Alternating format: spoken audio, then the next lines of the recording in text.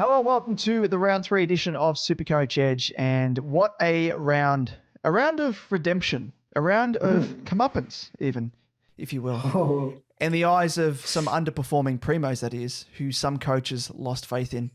Players who we sung from the hills about not to trade. Who might I be speaking of here, Liam, as I welcome you in? well, I don't know. Maybe Maxi Gorn, He's one.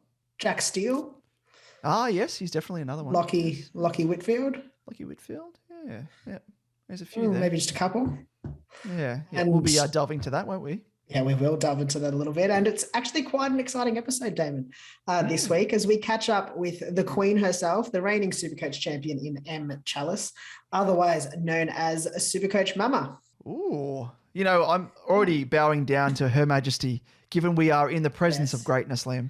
So very exciting, and looking forward to her having a chat to her and getting a bit of, I guess just tapping into her mindset, the champion mindset, and hopefully we can just take a little morsel away from what catapulted her to greatness last year.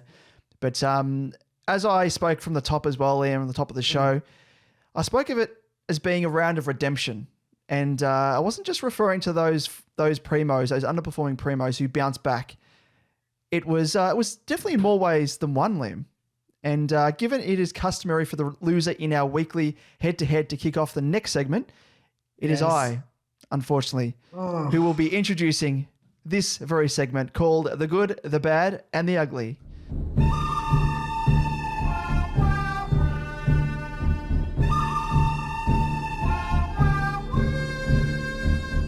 In The Good, the Bad, and the Ugly, we run through a quick recap of how our respective teams performed and the players that stood out for both good and bad reasons. And yes, Liam, you are on the board. How do you feel, Liam? God, I feel very good, actually. I think you hit the nail on the head. It wasn't just underperforming primos that it was the round of comeuppance. It was the round of underperforming super coaches. And I got my comeuppance for sure. You did. I was becoming a little bit too cocky. A bit too cocky, and just had to bring you back down a peg, David. Yes, no, it's fair enough. But I'm glad to see you're on the board, because otherwise 3 and zip, it would have been not too hard for you to come back, but it would have been a bit of a fizzer.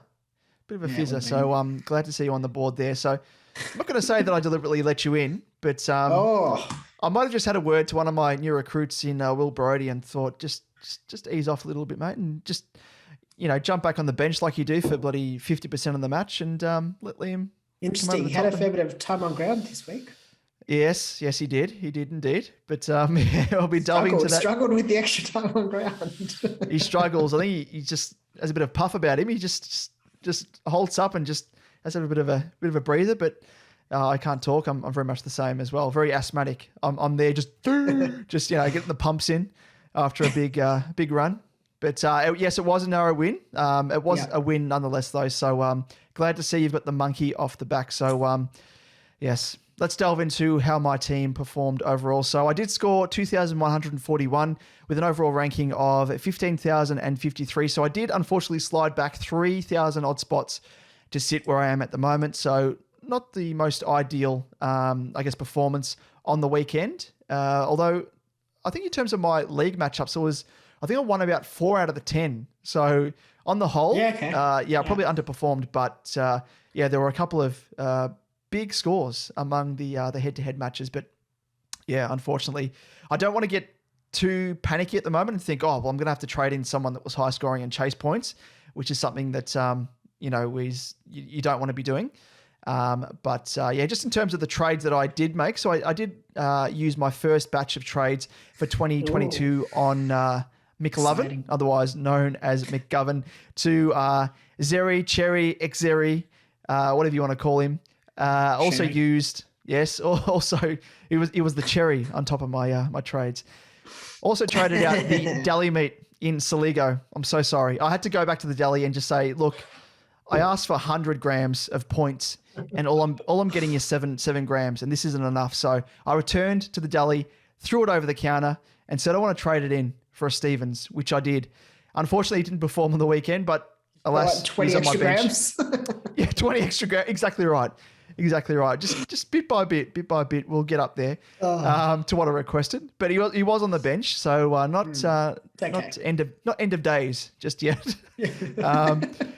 And the third trade I ended up doing, it was a bit of a contentious one, I think, because I probably couldn't have afforded to wait in retrospect. But we spoke of him last week, and Jared Berry, we're both a little bit worried about his shoulder issues that he was having, and the fact that he was made to tag last week. Just a bit of uncertainty around his fitness and his role. So I ended up trading him to. There's no way to dance around it, Liam. I've rekindled my romance with Will Brodie, the preseason romance that, as you would have seen, I traded him out to McGovern. So a bit of a switcheroo there, a bit of a sliding doors moment. So McGovern goes out the same week that Brodie comes back into my side. So happy days all in all. With Gov to Cherry providing me with the hottest mid-pricer cash cow on the market, plus 40, I think it was 40, almost 50, I think it was, K bank, which is quite nice. So the rotten deli meat in Saligo went to Stevens, who I guess has better job security than Saligo, and should make great bank despite his poor showing on the weekend. But I mean, it's a rookie scores, rookie roulette. As we know, it's going to be ebbing and flowing from week to week. And Brodie, whose DPP opens up as a mid-forward swing for me anyway. And he made a 40K, he added 40K bank also, and is playing in a Freo engine room devoid of any real senior troops or quality troops at that, apart from Brayshaw. So I figured... I was going to say, that was a pretty harsh on Brayshaw there. No. Before you said that, I was like, damn. Well, with Brayshaw, he's a bit of a wilting flower, you could say. Very much like someone else who I dubbed that name, who plays for your mob in Parish. But he didn't break the tag, Brayshaw. It was actually, the tag was removed and he was allowed to do his thing. But anyway, Brodie's, just gave up. But Brodie's thereabouts. Yeah, Brodie's doing all right though. He busted out a 90 odd, so not too bad. But in terms of the good, I think running with the overall theme of this week's ep, really, Jack Steele takes full honours here for doing what we all knew he would do. At least we knew, Liam, yourself and I, being the uber primo that he is, having the high floor and super high ceiling. He bounced back with a super solid 121. So for those naysayers out there, he's just kicked that dirt straight in their faces. And then Gawn, he probably finishes a close runner-up as well for the same reasoning, as he bounced back with a 117. So not too bad there from the two returning to form primos. In terms of the bad, so much like the performance of Port Adelaide on the weekend, Butters would probably also be as disappointed in his own performance with a score of just 58. But I will cut him some slack, as he did cop some friendly fire in the first quarter, courtesy of Pal Pepper. So that might have hampered him throughout the remainder of the game. So you've got a bit of a hall pass, I guess. I don't know. you've got a state of leave, or whatever you want to call it. Fair enough. So not too bad. So hopefully he can bounce back there. But I must say with Butters, every week I'm really, really worried. Just the way that he throws his slight frame in at the footy. I just think he's going to get injured at some stage, which isn't good. And it's happened both weeks now where he's come away with a bit of a knock. So yeah, it's just a little bit scary. But moving on to the ugly. So it might be a little bit harsh given his scintillating start to the season, but the running man, he just let us down with a score of 76. He was tagged, sure, but I had thought his running ability could have seen him make up, for being tagged at every stoppage with points around the ground and shrugging off a tag similar to, like Swanee back in the day. No one could tag him because of his endurance. But for me, it really could have been uglier because I actually had the C on the running man until very, very late and got cold feet because I was like, wait a second, De Boer could tag him. As it turned out, Ash and De Boer did double team him at different stages. And I did swap the captaincy off him late onto Neil, which could have ended in disaster also because Neil rolled not just one ankle, but two ankles apparently. And he's in two moon boots at the moment. Precautionary, I hear, so not too bad. But it did net me, I think it was about 30, almost 40 extra points there. So not too bad. But what about yourself, Liam? How'd you go? Yes, just the 7 points on top of you, thankfully. Nice way to get away with win. But it was a double win, really, because not only was it our head-to-head, it was a league matchup as well that I got the win in as well. So it kind of feels like two wins in one. So I feel like I've evened the ledger a little bit. Yeah. That's a good way of looking at it. If you want to look at it that, it's fine. But we'll run into the details of the head-to-head telling in a second, just to give you some perspective. Yeah, fair call. The score for the round was 2,148. Overall ranking of 16,764, which was just down about the 2,000 for the round, for overall for the round, which isn't great, but we're building, hopefully. Yep. In terms of trades, Jared Berry made way and Mitch McGovern, and in came Xeri, the X-Man. Yeah, the X-Man, and my boy Jai Caldwell. Well, not my boy, but he's in my side, I guess. Yep. I opted in the end to not cut Lockie Whitfield, despite here we go. My very heavy condemnation, I want to say, of him. And I also forewent, actually, just on Lockie Whitfield, it was Empa called me out a little bit because I said he was 99.98%. Yep. Surely out of my side. And I did say, hey, there was still 0.02% chance he was going to stay. Not everyone would have seen that. I wish people did. And I should have cut a little snippet and put it up just for transparency's sake. But it was for our exclusive Patreon fortnightly chat. So I wish that you mentioned it on the podcast, because a lot of people would be like, Liam, why is Whitfield still in your team? I thought you were sharpening multiple knives to put in his back. I really was. But in the end, I like trades. I've decided that I want to save my trades. And I felt like trading out Lockie Whitfield was a bit of a waste. Yes, I'm investing in trades this year. We're going to go different route to normal. Also, forewent Dylan Stevens, opting to keep Josh Ward. I just kind of felt like it was a sideways trade that didn't really offer much to me overall. So pretty happy with those trades. Overall, it entered in a surplus in points, I think about 100 and something points extra. So happy with that. I mean, some of the points were just by the fact that, Cherry was sitting on the bench. McGovern was out, and, Josh Ward outscoring Dylan Stevens really doesn't count because he was sitting on my bench anyway. But obviously a 149 from Cogs was a welcome score on my side in terms of the good. 32 disposals, 5 tackles, but really what could have been, he had 3 behinds and no goals. So could have had an absolutely mammoth score if he just kicked straight. But anyway, and then I'm going to give my honorable mention to Jack Steele with his 121, which just kind of highlights the reason you don't trade out your primos, especially the ones that scored 111 last round.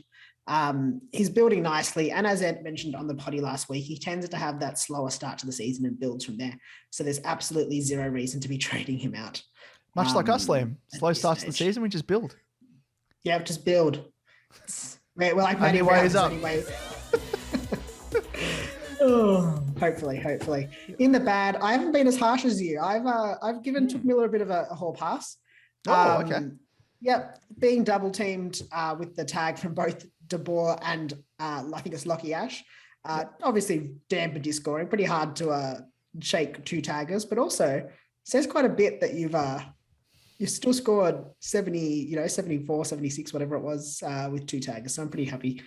But the upside there was that it opened it up a bit more for Matty Rao. So he managed that 103 odd, which was nice. And in the ugly column, I feel bad about this, but Zach Butters with his score of 58. Pretty harsh, I think, but it was kind of a low score for me, especially in the showdown. Should be all fired up. But obviously that friendly fire from Sam Powell Pepper really doesn't help. He probably deserves to be in the ugly by proxy. You know what? Yeah. Sam Powell Pepper is my ugly. The salt and pepper. Nowhere near my side. But I'm hoping he has a big game to rectify that this weekend. Hopefully. Yes. Yeah. We'll wait and see. Hopefully he just comes away unscathed. Because as I said, I'm just like covering my eyes every time I see a Port Adelaide match and he's throwing himself in like he's a bloody wrecking ball. Just ease up, dude. Ease up. You can get points around the ground. I know you're a contested beast, but just ease up, little man. But oh well. So let's have if we must, a quick look at our head-to-head tally, Liam. Well, actually, no, let's do it because we need to give you perspective. So this perspective. Yes, with you notching up a narrow win, Liam, the margin is just one game and a deficit of 14 points. So as close as always. And yes, it's so close that we could see you actually taking the lead this time next week. Will it happen? We'll just have to wait and see. And like you mentioned as well, I guess the main difference, and we spoke of it last week as well, between both of our trades was I went down the Brody path and you went down the Caldwell path. So it's a bit of a sliding doors because I was very close to getting Caldwell in, but that extra cash just appealed to me and that DPP activation. So let's just watch this space, Liam, and see how things pan out across the course of the season in terms of their, I guess, scoring and cash cow potential. So that might separate both of us come the end of the year. Yep. I've also got that extra trade up my sleeve. Yes. I think you did last year as well from memory. Yeah, I think it was a stage where I held back on a trade. Didn't end up working in my favor though. But let's see. Let's see what happens this year. Let's see if it works in your favor this year. But just looking back just quickly before we move on, in terms of our slow starts to the year, in terms of myself, so after round 1, I was ranked 36,504. Then round 2, 19,700. And then round 3, 13,073. So I'm actually going a little bit better than, at the current stage, I'm actually 2,000 spots behind. But it goes to show that, even with a slow start, you can still bounce back. So not definitely. Too bad. I mean, I look to 2020 where after round 1, I was 23,000th and finished at the end of the year at 933. So you can definitely build. And likewise in 2019, when I finished 147th, I was 21,623 after round 1. So yeah, it's not end of days. So anyone out there that is worried about their slow starts, you can bounce back. Just like Steele, just like Gorney, you too, as a coach, can do it. So with that, Liam, let's move on to the next segment, which is a recap of the weekend in the week that was.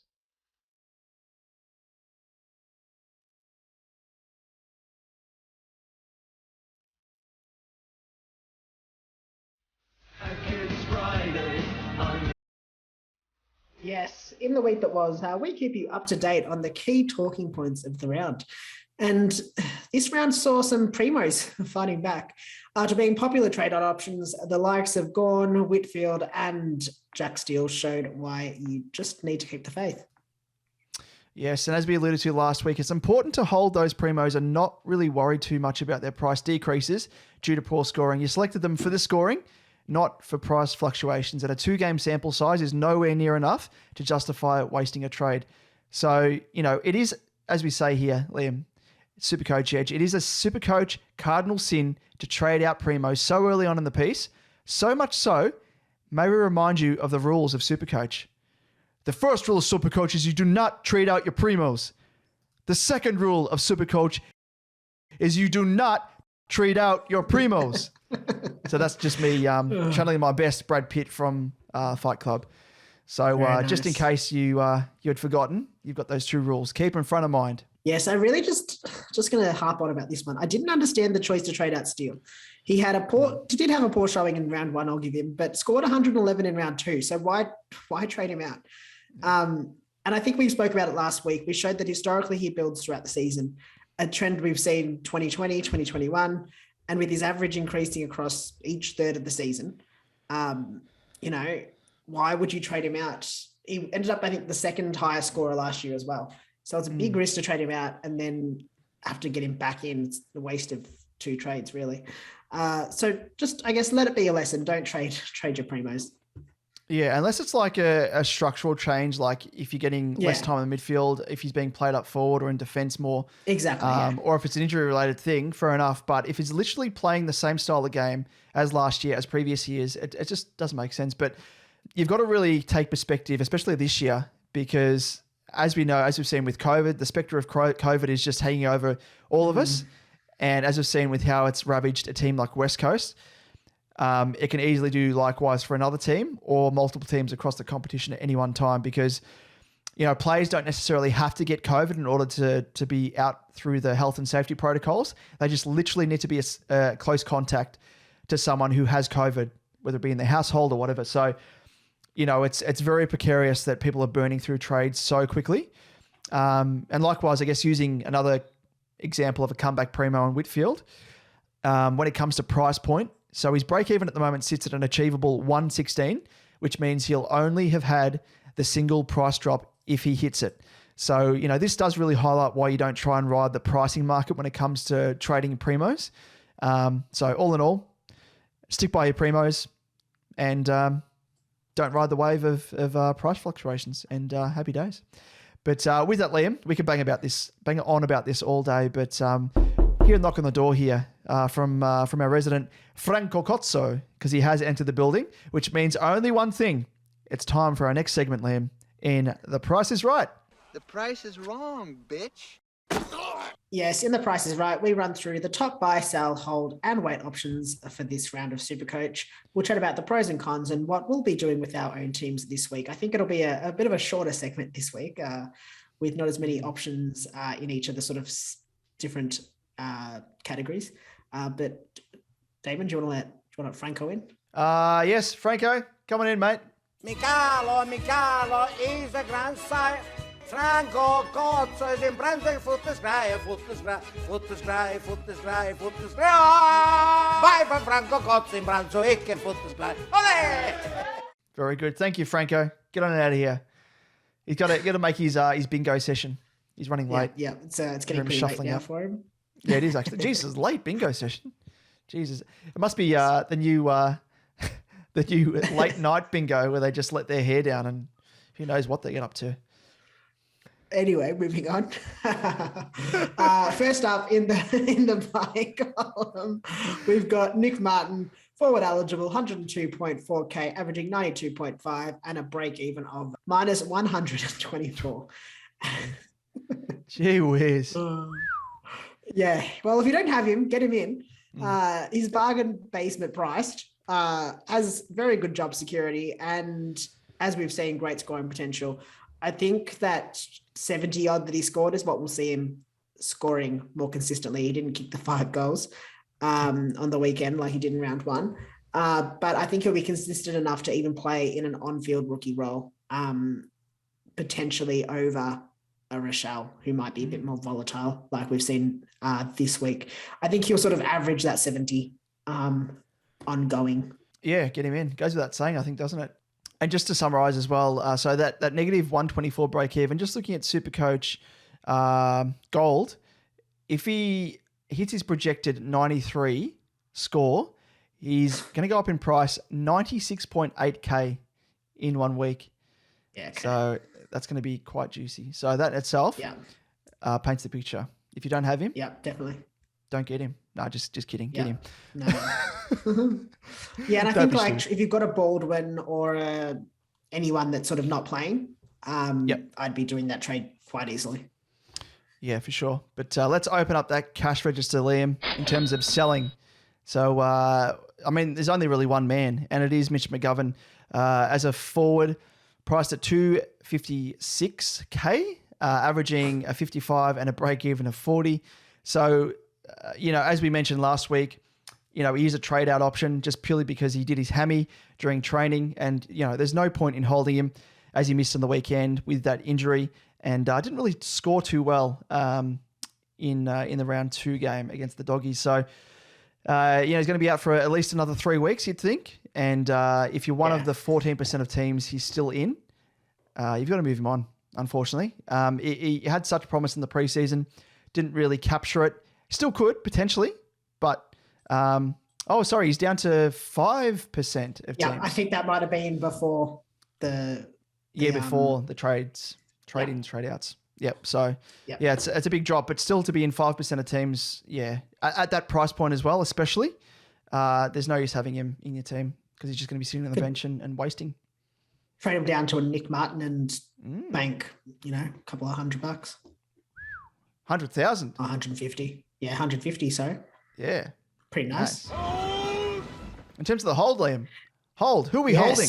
Hold. Pretty much everyone. Yep. Every rookie who just went up in price. It is way too early to cull any rookies. Hold fire, wait for them to fatten up. There's just, unless they're injured or they're being dropped, there's just absolutely no reason to to piss them off right now, to be honest. Yeah, they're all out to pasture. They're all just chomping on the grass out in the field, and they're getting fatter and fatter just week on week. But don't cull them too early. Don't cull them too early because they're not going to be, you'll end up, what you'll get in return, you'll get something like a Saligo, which is rotten deli meat.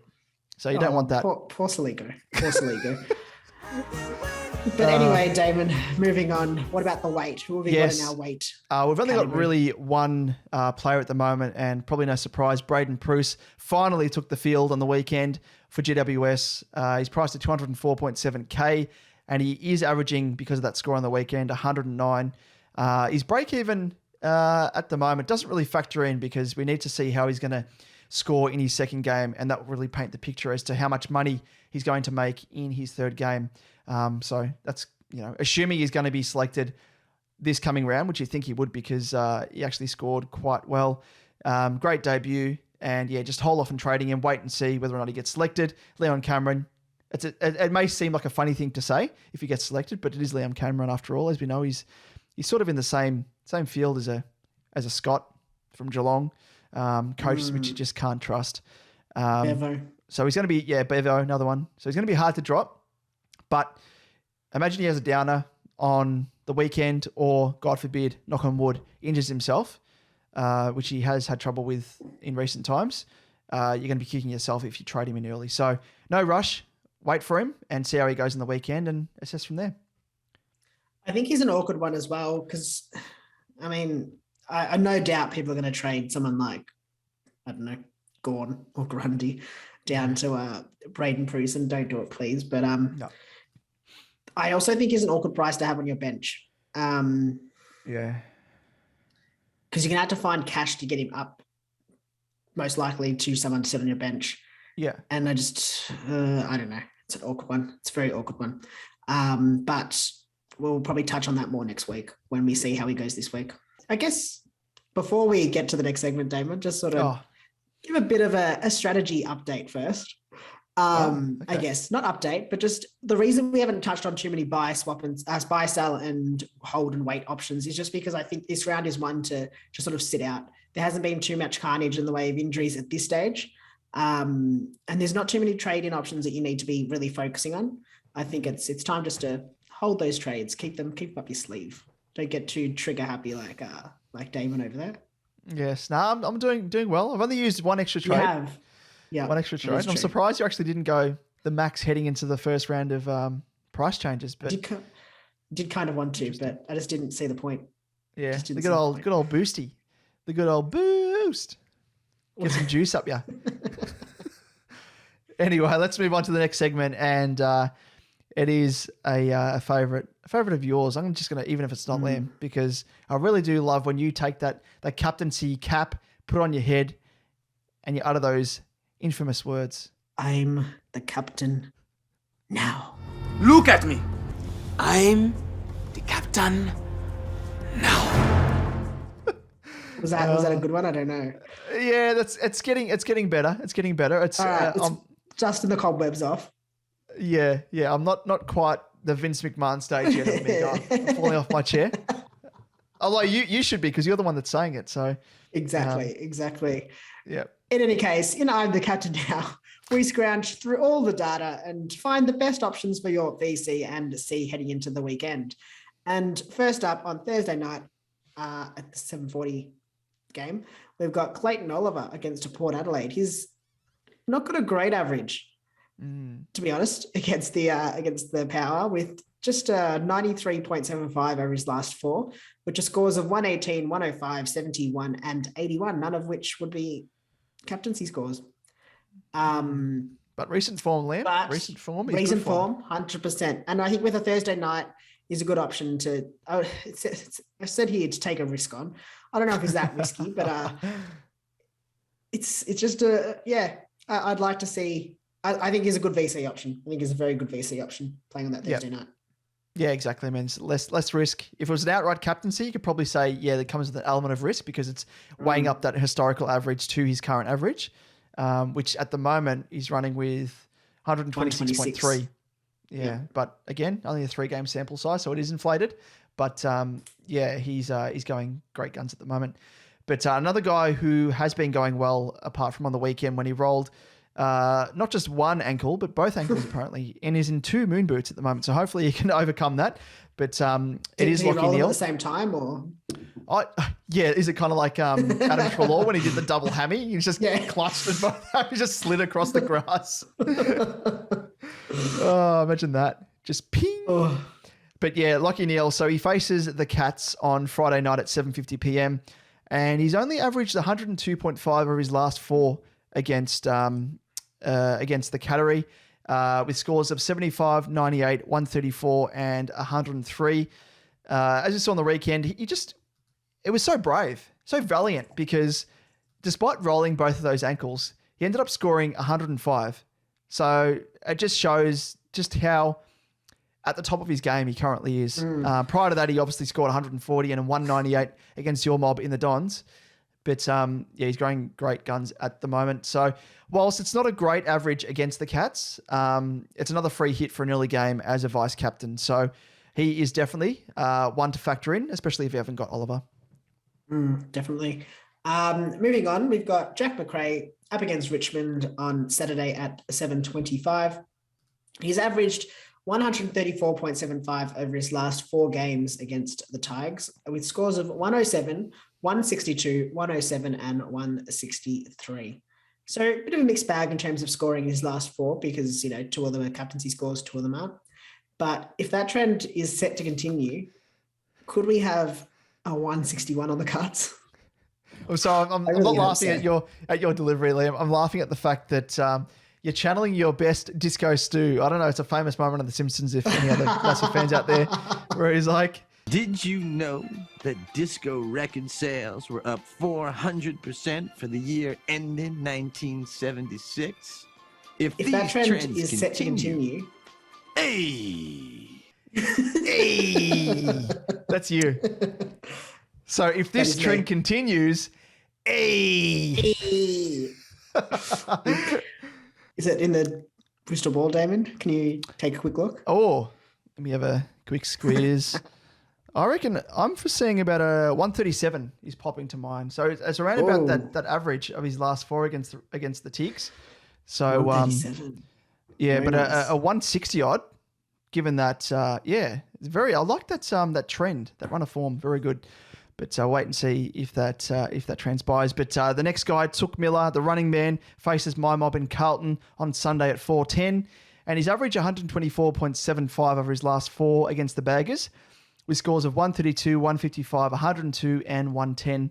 And his highest average comes against Carlton, actually, out of all the teams. So he seems to be a perfect captaincy option, playing the last game also of the round.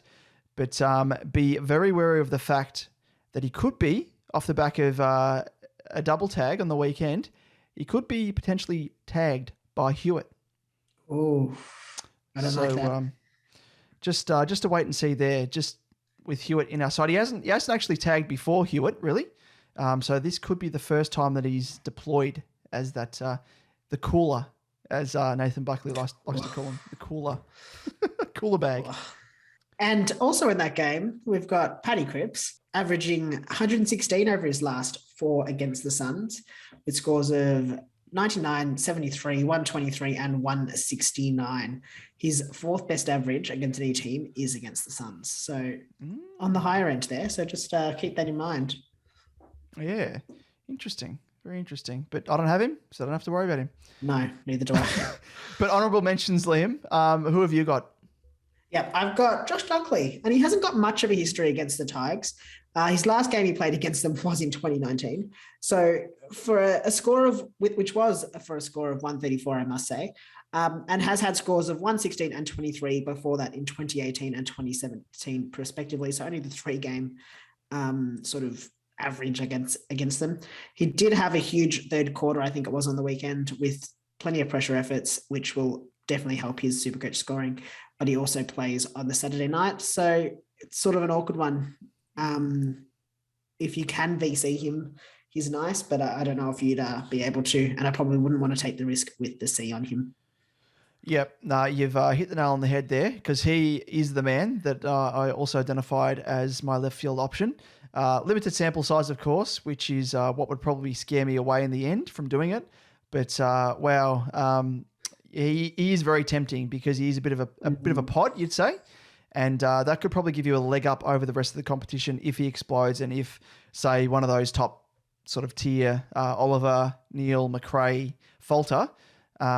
It'd be very, very nice. So, one to keep in mind. But on to our actual selections, Liam. Who are you going with?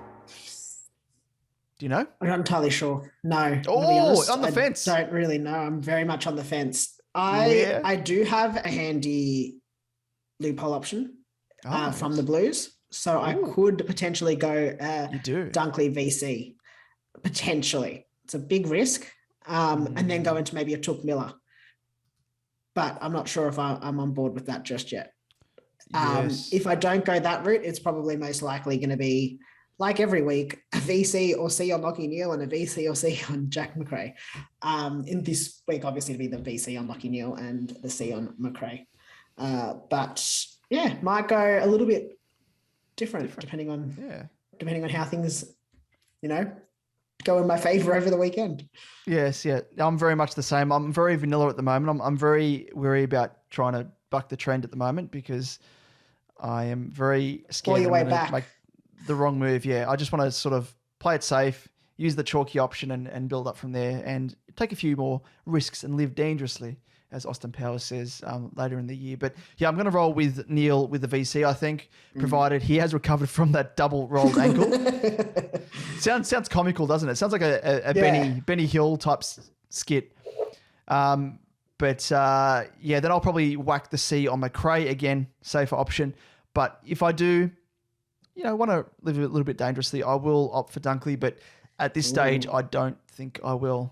But now, Liam, who got to know? I got to know. Hey, I got to know. Oh, Damon's favourite segment. The best. I got to know. We're trying to restrain ourselves. Don't go too hard too early. Got to build ourselves up first. But in I got to know, we answer all of your burning questions. We put out the questions. I'll put out the opportunity for you to ask questions and we'll answer. Open the floor.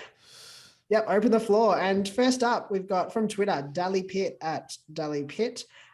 If Nick Martin is your missed rookie, is a dead sin, rough, or underwhelming Ward the better trade out?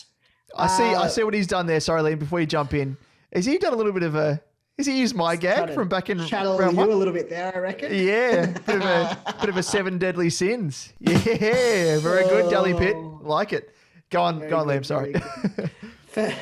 For me, it's simply trading out the dead sin. Ward will continue to get games. And while his scoring has been underwhelming so far, there's just every chance that he bangs out a massive score like we saw in the preseason. I think he scored 120 or 130, something like that. Even if he continues with that lower scoring, he'll just be a slow burn for cash gen, which at this stage, Sin's not going to be. I just think you're 100% better off offloading a player who may not make cash at this stage of the season in Sin. Likewise, if you had a Baldwin, I wouldn't be against trading out Baldwin to Martin. But in any case, if you have missed Nick Martin, just get him in. He's one of the only trades I would be looking to do this round. If I didn't have him, but I do, so I'm not looking to trade. Yep. No, that's spot on. Nail on the head. Good work. Thank you, Damon. Next question has been sent in by Seb Settergreen, who asks, would or should I get off Rochelle? Gee whiz, that's not worded very, very well. Should he get rid of the gist of the question is Rochelle, basically, or keep him? Do you get rid of Rochelle or keep him? Yes. So as I've said ad nauseum in the last few weeks, Liam, and in this episode particularly, there's no reason to trade him out. His scoring was always going to be volatile as both a small forward. There's a few knocks, actually. The fact that he's a small forward, he's a rookie, and he's in Adelaide's forward line, you can't expect him to be scoring the way he has on a consistent basis. He's always going to get games, and as he's shown early days, he is capable of a big score here or there. So hold him. it's a long season and you don't really want to waste your trades. Having said that, though, I would reassess next week because he's break even at the moment, and it's only because his big score came in round 1, which means it only lasts in one price cycle. So if he scored that in round 2, you would find that his break even would stay low across the course of round 3 and round 4, but it only lasts this week. So next week it falls out of his price cycle, and it'll be a price cycle of, including scores previously, of 58, 36, and whatever it is. So at the moment, his break even is, where are we? 42. It is achievable, but if he does fail to make that, his break even will stay relatively thereabouts, but yeah, he will have to have a high score for a little bit. Yeah, exactly right. Yeah, that's what I'm looking for. So it will halt his cash gen. But having said that, though, as I've seen last year with slow burn rookies, all he needs is another game like he had in round 1 with 118 to then kickstart his cash gen again. So it comes down to whether or not you want to hold him and use him as a slow burn rookie, because I think he will. He will kickstart the cash gen if he doesn't on the weekend. So just reassess from there. But at the moment, I wouldn't be getting rid of him at this stage. No way. I think he'll kickstart his cash gen again this week. Yep. He comes up against the Dons, who historically struggle. When I say historically, I mean definitely from last season, have sort of had issues with that small forward role, or, covering that small forward. So, I mean, they've done better this year. Pickett, I don't think, scored on the weekend. Cameron was reasonably well held the week before not Jeremy Cameron, Charlie Cameron.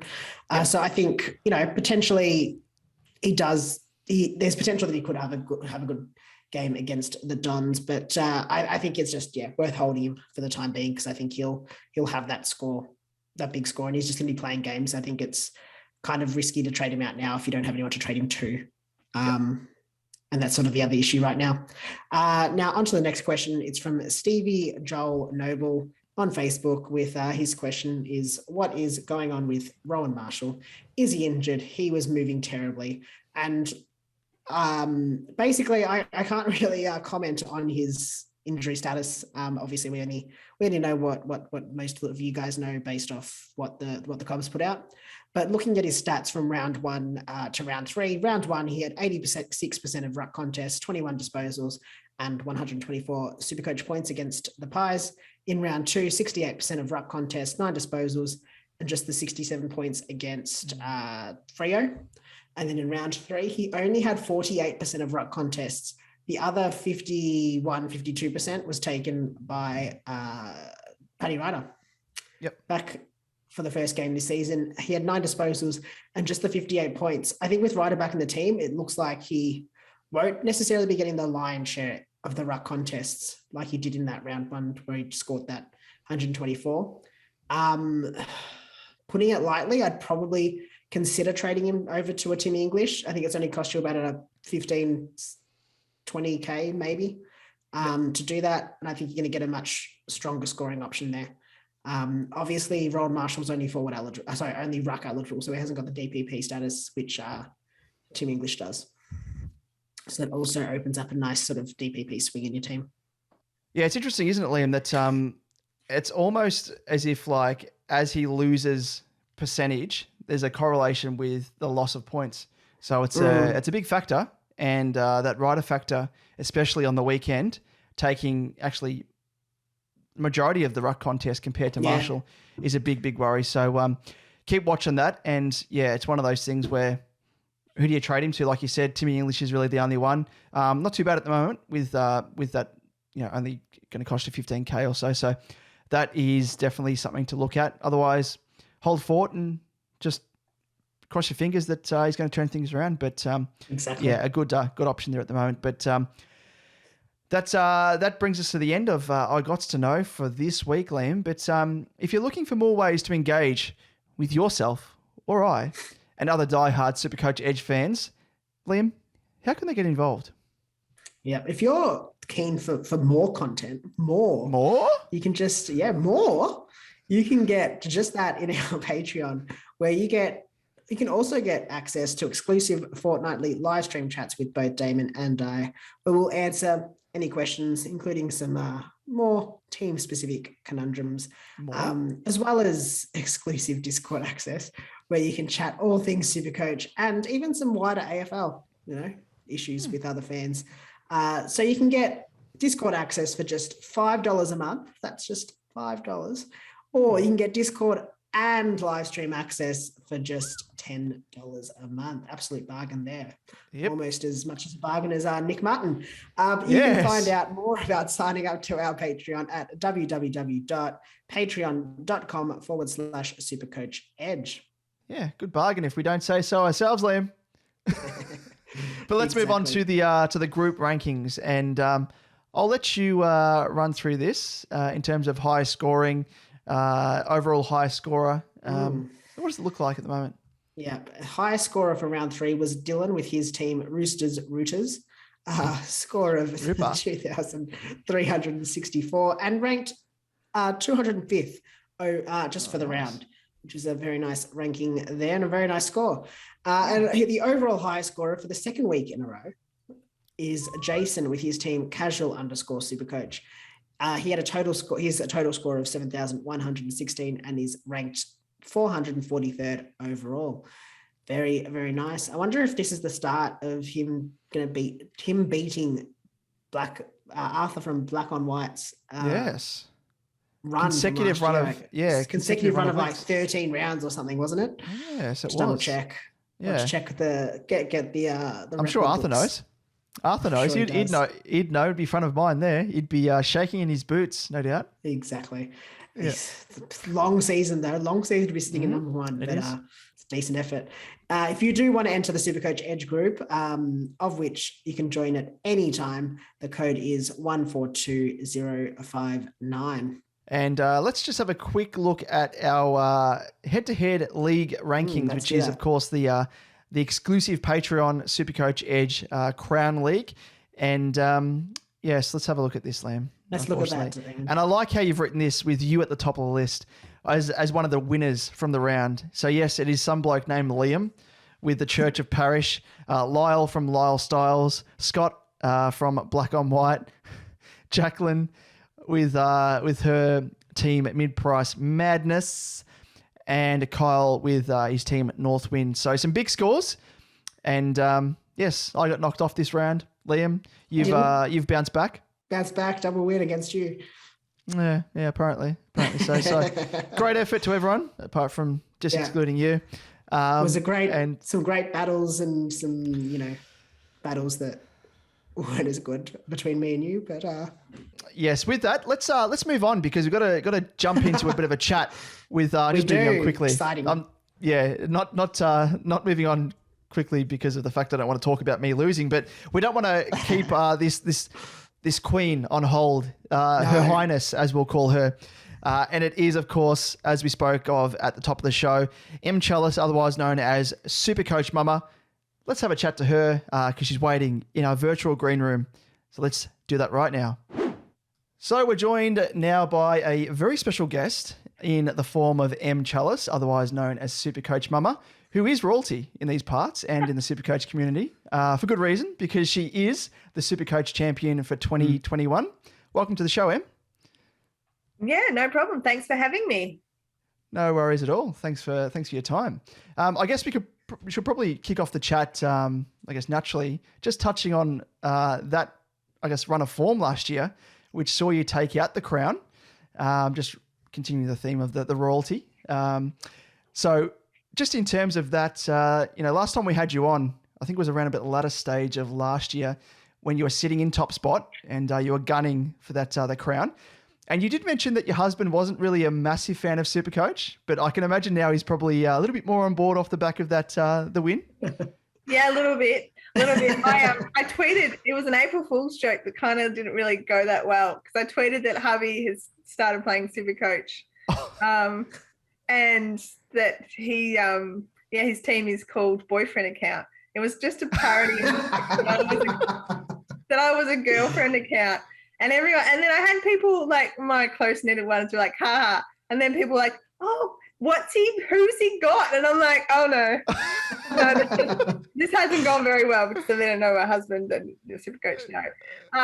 He's all right. He's very sweet. He's like, oh, I'm kind of happy if you're not doing well because you don't have the stress. But I don't want you to do. I also don't want you. You'll be sad if you're not doing well. And I'm like, thanks, babe. But yeah. Oh, well, at least he's a bit on board now. But Yeah, that would have been quite more- funny had he started like a bit of a boyfriend team, just to get those knockers off your back as well. Just give them the heave ho. Yeah, that's right. But he probably would be doing better than me, 100% at the moment. But he's slightly more on board, I think. That's good. Oh, that's good. So as I guess, how are you traveling so far in 2022? And did you take, I guess, any strategies in terms of into this season in terms of your team structure? And are there any learnings you've adopted from your, incredible performance in 2021? Yes, well, obviously not. I'm not doing very well at the moment. I'm 40,000th. I found it really hard. How last year I really had a set team and I didn't really change it. And I had a really great starting structure. Found it really tricky this year because of the rookies, that I felt you couldn't set a team a week before Supercoach with rookies announcements and everything. Yeah. And I published a team and then I changed it. My published team, I would be doing quite well with my published team here. So maybe I should have taken my own advice. It's hard though, because my published team didn't have Raoul. So you got to take, so my structure's not perfect, wasn't perfect. So I wrote an article for the Herald Sun last week and I actually researched this. I made 0 corrective trades last year. 0. Really? Wow. Yeah. And I talked about how I was this close to trading Taranto to Tex Walker because he pumped out 140 143. And I was that close to doing it. And then I realized I had this extra money. I can't remember how much it was. It was either 90,000 or 190. I know that sounds really funny because they're quite different, but it was an amount of money. And I didn't have anything else to do with it. And I decided, because I liked my team, so I decided not to do anything. And that really helped me, obviously. But this year it was not the same, unfortunately. So I had Sherry Sherry, Xeri, whatever we call him. No, someone tweeted me. It's it's a sherry. Oh, so it's like the drink, have a bit of a sherry. Yeah. Like the drink. Anyway, so he's my F6. He was my F6. So I didn't really have faith in the forward rookies. And then when the forward rookies went bang, bang, people who had Rochelle and Hayes at F5 or F6, they scored better than me when I had done this structure. And then I had, and then my defense, I decided to go a little bit, because I wasn't convinced on Chapman, which I think still a little bit. I was really kind of like chuffed, and now then he scored 90 on the weekend, and I'm like, oh. So my structure was a little bit off, and I had Berry at F5, Rao at F4, M4, M5. So I went really light. So, so look, I'm doing okay. I made a little bit of some rookie roulette issues. So Stevenson's I feel really hurt. Dacos on the bench because I decided, if you want to talk about trades, I had to make some decisions with my trades after Stevenson's really ordinary score. So, but look, I'm okay. My bones of my team are really good. I'm really happy that I've got cash gen, and I still think that I'll have to play really smart from now on, though, if I want to catch up and trade really well. But I've got the cash gen because I didn't start with the loophole, which probably has cost me a little bit. The bloody WA teams, oh my goodness. They're like, make it hard. They make it so hard when they had the late, what is this 5 o'clock on a Saturday? Yeah. Because and everyone's like, oh, 2 o'clock. Yeah, that's all right. And we're like, no. That's WA time, baby. Yeah, exactly. What? I had to punch into Google. I was like, WA time to Vic time, because I was like, oh, daylight savings, does it apply? Yeah. Just trying to work out like the sums, and I was like, oh, it's 5 o'clock. I'm like, geez, that's cutting it really fine. Yeah, Especially before like the next game on Saturday. But and it caught a lot of people out because because SuperCoach didn't catch up, so they had Howe and Dixon with little injured signs on them. And someone looped English, so they had Dixon on R2 with English on the bench. Oh, that is a killer. That's rough. So, because I posted Stevens on the field. Oh, and someone captained Stevens. Someone's friend captained Stevens. So, the good thing is when you post like, oh, this is what happened to me, you get some really amusing things. Yeah. Wow, this happened to my friend. Yeah. Oh, God. Yeah. So, no, it was, yeah. Anyway. Yeah. We saw just on the sort of along the same lines is that we saw a screenshot of someone's team. And I don't know what they were thinking in the first place selecting these two players, but there was Scrimshaw they had. It was obviously subbed out on, I think it was 3 he scored because of his injury. And then they also had Jack Martin, who started as the sub and ended up coming onto the ground. I think he played a grand total of 2 minutes or something and had -12 because he had a free kick against him. No way.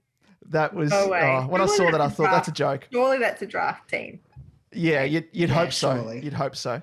But just in terms of like chatting about like rookie corrections and stuff. So did you make any in the second week, assuming that you didn't trade in the first week? Is that correct? No, I made no trades. I was thinking of trading Martin in before he had COVID. Yeah. Oh, yep. Health and safety protocols. Yeah. And H&S. I didn't do anything because so I really wanted one more week of information. Yeah. No, that's fair. And so have you made any trades off the back like of that heading into the first round of price rises? Yeah, I made that. Yeah, I made 3. I did do a trade boost. Yep, so did we. Yep. Good time to use it. Yeah, good time. And and it's really funny is Chizo, my friend Chizo, he kept calling them a big bash boost instead of boost point, boost. But yes, no, I did end up, so I'm still umming and ahhing about it. But McGovern having his hammy really helped because I was kind of, should I trade McGovern? But then he was out with a hammy, so I traded him to Martin, and I traded Whitfield to Hewitt, and I was going to trade Berry to Ward. However, Berry to Cripper, Patrick. Oh, Cripper, yep. Oh, yep. Yeah, and then I decided after Stevens'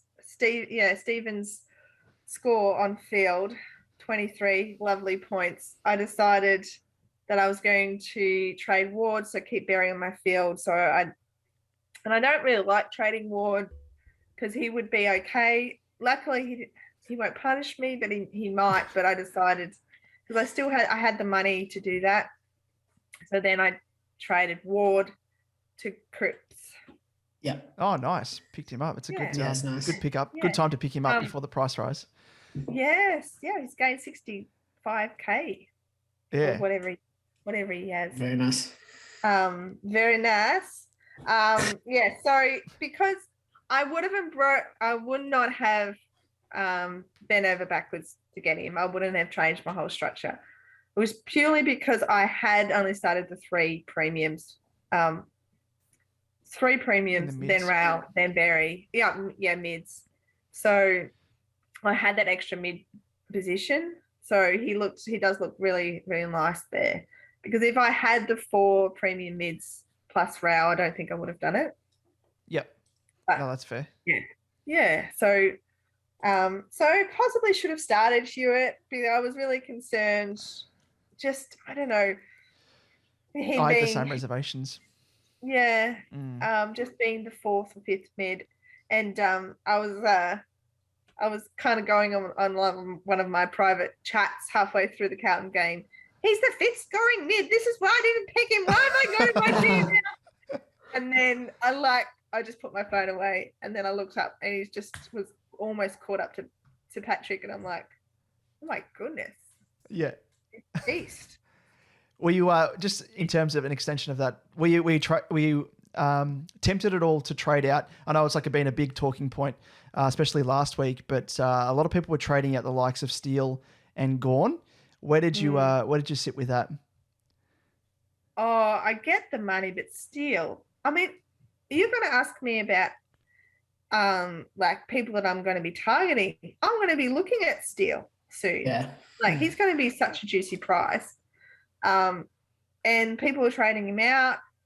Gawn, I just look, maybe English. It's just so annoying. I just wanted, if he scored that with Martin in the team, no problem. He would have been in my team. Yep. Yeah. He just hasn't. And that's the annoying thing is I'm just like, and everyone's like, well, he's going to be a top 8 forward. Is he? Like, he could be. And he's making us look stupid. But Martin's not in the team. Yeah, that's the thing. That's not what we really bargained for. Is like we all thought that Martin, and even Bevo was sort of indicating that he's going to have a bit of a chop out from Martin. Like they were trying to phase Martin out, and you'd think, oh, okay, English would get more time in the ruck to himself, but he would still, like a lot of his minutes would get eaten into by Martin, and then all of a sudden Martin's not in the team, and you're like, oh shit, well, I wish this had happened over the preseason to give us that bit of an indication, but. Yeah, it's hard. No, and apparently lots of people jumping on to English once they found out Martin's out. And I'm like, you're making major changes in your team 15 minutes before lockout. That has been trouble in the past for me. Like trouble. Taylor Swift trouble. Like, oh my goodness. We like the pop culture references here, so I do appreciate that. I knew you were trouble. But yeah, like seriously, that's just asking for it. Yeah. And I'm like, you do know SuperCoach goes to 23 rounds, not just one round. So you jump in, let's get him on. It's not a weekend event. It's a whole 23. Like, Martin could be in and then out. But look, maybe he'll get top forward with Martin. And maybe it was the play. Maybe we'll look up halfway through near the end of the season going, we should have got English then. But Gawn, if there was another ruck option that wasn't on one leg or had an extra ruck, so Martin and Marshall with Ryder, for example. Aren't we glad we didn't go down the Marshall train? Have you guys gone down the Marshall train? Nope. No, thankfully not. Dodge that bullet. Yeah, I made that mistake in another podcast. I'm like, oh, I don't want to go with him. And then the podcast is like, and I'm like, oh, sorry. Awkward. I was with Kelly. I started bagging at Josh Kelly, and they're like, I started Josh Kelly, and I went, well, good luck with that. He'll get injured. No, I didn't. But, see how it goes. See how that goes? Yeah. No, but yeah, so I didn't trade Gawn because there wasn't another option. I didn't want another stepping stone because I've just done stepping stones and I've never had a really successful bringing back a player. It's the only one it is danger, and we traded him out round 1 because he got suspended, and that wasn't to do with injury, and we traded back in and that worked out because we got him cheaper. But I've never, I traded out Grundy. That really helped me last year, but I didn't need to trade him back in. And so no, to answer your question, no, I did not trade Gawn, or I didn't even think about it. If, for example, you had a ruckman who was a single ruckman who, for example, like Sean Darcy with 2 legs, healthy, which is unheard of. Yeah, I know that's unheard of. Maybe 2-leg Darcy has less ceiling. This hypothetical 2-leg Darcy has a less of a ceiling. But you go right 110. He's, I'll save 150K. Really making this hypothetical player. I'm like, right, but look, I'm going to do that. There was just no one like that you could guarantee was going to be a Sol Ruckman who had 2 legs. Yeah, that was kind of like what we were going with last week is we were just banging on about that. We're like, the only option you could really go for is English. But even then, like sort of from a data analytical point of view, is he doesn't have the history to show that, I'll give you confidence that, okay, then he can replicate the scores that he has in round one and keep it going over the course of the year. It was just kind of like a bit of a, more of a guess and a bit of a risk in that sense. But, and a lot of people, like, it's funny that how this season sort of mirrors the previous year and, you know, even seasons prior to that one, just in terms of like Gawn and Grundy starting slow last year. A lot of people jumped off them. Then they came good in round 2, round 3. And a lot of people who traded them out were left wondering, shit, well, I probably shouldn't have done that. I've just wasted a couple of the trades. And even, I remember Naismith was kind of from Sydney, who ended up, unfortunately, doing his knee again. But a lot of people were jumping on him because they're like, oh, why am I paying $650K for a premium ruckman when I can have Naismith, who's $200K? And then they traded down to him and then ended up using that money that they got to immediately upgrade. And then Naismith went down and they were left in a hole because they didn't have any money left to then trade him on down to someone else. So, yeah, it's a bit of a risk. Yeah, a real risk. Absolutely. And maybe the people who started English, maybe they'll do well. Maybe people downgraded, gone to English last round. This not the round to do that, unfortunately. No, and I guess looking at the popular trade out options for this round, number one, we've got Josh Rochelle. What point do you consider culling those fattened cash cows, and would you be cutting Rochelle at this stage? What fattened cash cow? I mean, he's not fattened at all. But must be a bit hungry. No, I would highly strongly against that. Yeah. He's one game away of really resetting that BE, and he's got it in him. He can kick a couple of goals. No, definitely would not be. Some people probably trading him because they haven't got Martin yet, who I think 102 grand, whatever he's averaging, he's close to probably a lock, especially with his role. He's probably got some job security. Yeah. So I would, So I could kind of get that, but I would be trading Hoff or someone else, or Owens or someone else, rather than Rochelle. Definitely. Yeah, sideways and Baldwin, that sort of thing. Yeah. Yes. Yeah. Sorry, let me just. Sorry. You want to go ahead? Sorry, go ahead. No, all good. So I guess what point do you consider culling those cash cows then?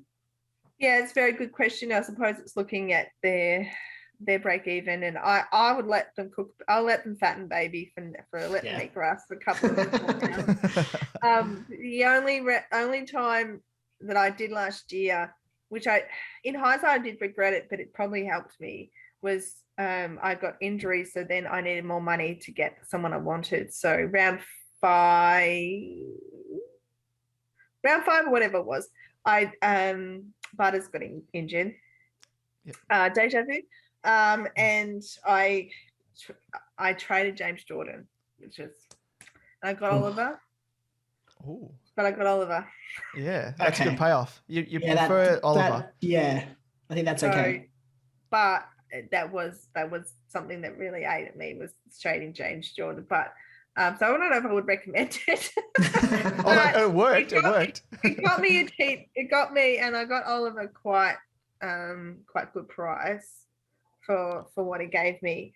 So yeah, it did work. And then, for example, then a week or two later, Dunkley got injured, and I traded Golden, and Dunkley, and that's my Bont and Zorko trade, my trade of the year. But I think Golden, he was a little bit under his BE, but he was 320, which is a great price, 320 for a rookie. So I just think it's just using that, just keep an eye on those Bs and everything. But also, it's really hard. It's too early. It's too early for be trading those rookies. Yeah. I think once the DPP comes out, the dual position players can't, like in round 6, I think that'd be time where you might do a little bit of adjustments and everything. Hypothetically, for example, if Crisp is soggy by round 6. No, I don't want to. Very good. Very good. Yeah. We'll add in a brunch right there. Is crisp is no longer crisp. Yeah.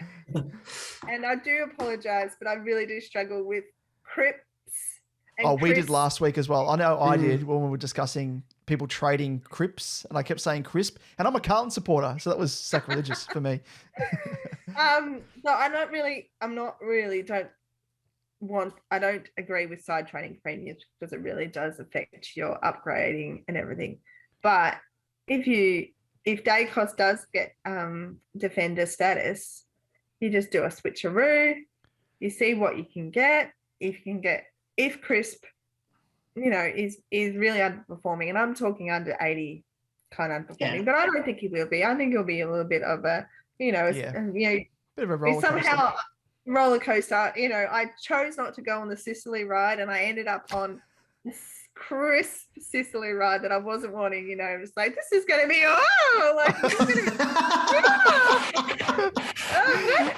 what is this ride I'm on? Just when you think there's no more bumps, you start going down another one. So that's my backup plan. And if Dacos gets that, you don't have to do that around 6. But that just gives you an option. Yeah. That's something that I've considered. But you're upgrading a mid. You're kind of sidestepping, but you're not. But yeah, I would really, really get side swapping really, and just trying to get as much money out of those rookies as possible. But also using advantage, for example, if an injury, I would recommend cutting a rookie a little bit short to get the right player, because I know that works. Yeah. But it's just all about that balance. You can't be chasing waterfalls, and you can't be chasing points. All right, I'm finished now. There's another pop culture reference there. Yeah, Very good. Yeah. No, that's good. Yeah, like you mentioned there as well with the DPP, when they come into effect, all the changes and stuff, that kind of, we can plan as much as we can at the moment, aiming, because sort of the next question is sort of heading along the lines of, are there any fallen primos that you're looking at? But just with the opening up of the DPP changes, it will probably open up a multitude of different things. We can probably just guess at the moment. You mentioned Dacos as one who should probably get that defensive midfielder DPP activated. Are there any other players, whether it be DPP related or not, that you're kind of looking at the moment that you'd love to get in your team first and foremost? Or is it not really, will it not be affected by the DPP changes as they come in? Yeah, not really. I'm starting to feel an urgency to get Oliver in. Just with his 140 and everything, and he's just starting to rev up and everything, and he could really hurt you and go up in price. So him or Steele. I probably would choose Oliver depending on circumstances and everything, but I feel like he's one that I want in. Not really anybody. apart from that, I did want Hall, and he had a really quiet week. I just think poor Kangaroos got absolutely pulped. And they've lost lots of mids and everything. So there was no one to really deliver the ball. But I don't think there's any injury concerns with him. He just had a tough week, didn't he? Yeah. So, basically Hewitt and Cripper were my main two. Then I'm like, oh, I really should get them, and I have. So, no, I'm just looking at everything. If English still keeps popping, if English starts doing really well with Martin in the team, or Martin's not in the team, or not going to be in the team, then maybe I'll look at English sooner than later. But then there will be the Bruce question, which will be next week. Yes, I'm not asking myself that this week. Yeah, that's something for future M. Yeah, future M to worry about. yeah, that's right. I don't want him on my bench. You can't be putting that money on your bench, really. Not when you're like, I would be trading Berry to him and then putting a rookie on my field to have Bruce on my bench. Bruce sitting there, yeah. Yeah, I know people have been doing that. And then seems very against what I've just said about trading corn. Anyway, future people can worry about that. Like that's next week's going to get injured or Exactly. And I guess, have you got any words of wisdom that you can impart on the good Supercoach Edge listeners and viewers as they head into round 4 and beyond? Yes. Don't go chasing points. What a remix. Yeah. Top of the charts, that one. Yeah. Really bad. I was like, what can I just put in front of points? Nothing. Like, a lot of points. No. Lots of points. Yeah. Oh, no, lots of points. Yeah. Yeah, lots of points, yeah. Yeah. Don't go chasing lots of points. They're gone. The points are gone. Yeah. Don't go chasing them. Don't go trading people just for the sake of it. Just hold your horses. This is a great round. Unless you have injuries, unless you don't have a rookie that you shouldn't have. So the only one really is Martin. Just don't do anything. Future self will really thank you. And then if you've got an eye on someone, watch them. Watch that match. Get a KO 2-week free trial, whatever. Just watch them. Try to get that eye test. See what you do. Just try not to get the trigger finger. But yeah. Otherwise, I don't really see, apart from injury, I don't really see the point of trading unless, as I said, because people are just trading themselves into further trouble, I feel, in future.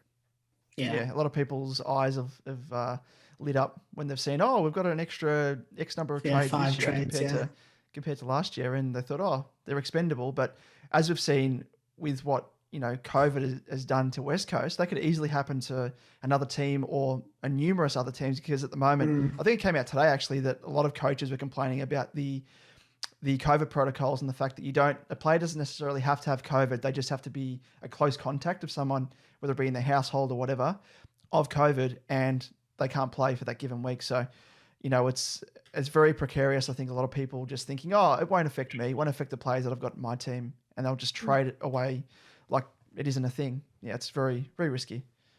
Yeah, very risky. And I'm sure those people who owned Meals, who was out a minute before the game started. I'm sure they hopefully have it drummed into them that it can happen. And like that's been drummed into me. And that's probably why I'm actually a little bit behind, is I put lots of money on my bench, full playing bench, more expensive, got Gibcus, D7, which I would never put that much money on the bench in the past. And I always would try to put that value in my field. And I just felt, anyway, it's a different year. But I see merit in using your boost in round 6, like 7 or 8 for upgrade season, but just keep them. At least keep 2 boosts for your buys. Someone said that, they didn't really see. Someone has talked about the boosts saying you probably don't really need them in the second half of the season because you've already upgraded. That's all very well, but do you remember what happens in like the second half of the season when players are getting rested or getting injured or injured, and like they have these niggles and they're about to play finals, so Stephen May, for example. Yes, I do remember that firsthand. Wasn't good. May. No.